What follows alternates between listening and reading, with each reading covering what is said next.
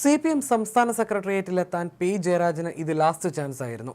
അടുത്ത സമ്മേളനമാവുമ്പോൾ പി ജയരാജന് പ്രായം 75 കടക്കും. കഴിഞ്ഞ പാർട്ടി കോൺഗ്രസിൽ സംഘടനാ പദവികളിൽ തുടരാനുള്ള പ്രായം 80-ൽ നിന്ന് 75ആയി കുറച്ചിരുന്നു.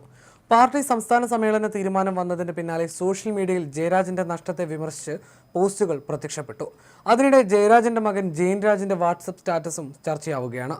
വർത്തമാനകാല ഇന്ത്യയിൽ മറിച്ചൊരു വിധി ഉണ്ടാകുമെന്ന് നിഷ്കളങ്കരെ നിങ്ങൾ പ്രതീക്ഷിച്ചിരുന്നോ എന്ന എം സ്വരാജിന്റെ വാചകമാണ് പി ജയരാജന്റെ മകൻ ജെയിൻ രാജ് വാട്സപ്പിൽ സ്റ്റാറ്റസ് ആക്കിയത്. മറ്റൊന്നും പ്രതീക്ഷിച്ചിരുന്നില്ലെന്ന കാര്യമാണ് ജെയിൻ തുറന്നു പറഞ്ഞതെന്ന രീതിയിലാണ് വ്യാഖ്യാനങ്ങൾ വരുന്നത്. അതേസമയം കണ്ണൂരിലെ മുതിർന്ന നേതാവ് എൻ സുകന്യയുടെ ഫേസ്ബുക്ക് പോസ്റ്റും ചർച്ചയായി. ഓരോ അനീതിയിലും നീ കോപത്താൽ വിറയ്ക്കുന്നുണ്ടെങ്കിൽ നീ എൻ്റെ സഖാവാണ് എന്ന വാചകമാണ് സുകന്യ പങ്കുവച്ചത്. എന്നാൽ തനിക്കൊരു അതൃപ്തിയും ഇല്ലെന്നും ദുർവ്യാഖ്യാനം വേണ്ടെന്നുമാണ് സുകന്യ ഈ വിഷയത്തിൽ പ്രതികരിച്ചത്. പ്രൊഫൈൽ ചിത്രം മാറ്റിയപ്പോൾ ഒരു വാചകം ചേർത്തെന്ന് മാത്രമേ ഉള്ളൂ. പാർട്ടി തന്റെ പ്രവർത്തനം അംഗീകരിച്ചിട്ടുണ്ട്. കമ്മിറ്റികൾ തീരുമാനിക്കുന്നത് പല ഘടകങ്ങൾ പരിഗണിച്ചാണെന്നും എൻ സുകന്യ ടെലിവിഷൻ ചാനലിനോട് പ്രതികരിച്ചു. സെക്രട്ടേറിയറ്റിലേക്ക് കണ്ണൂരിൽ നിന്ന് ആരെത്തുമെന്ന ആകാംക്ഷയിലായിരുന്നു രാഷ്ട്രീയ കേരളം. 17-അംഗ സെക്രട്ടേറിയറ്റിൽ K Shailaja, M V Jayarajan, CN Mohanan എന്നിവരെയും ഉൾപ്പെടുത്തി.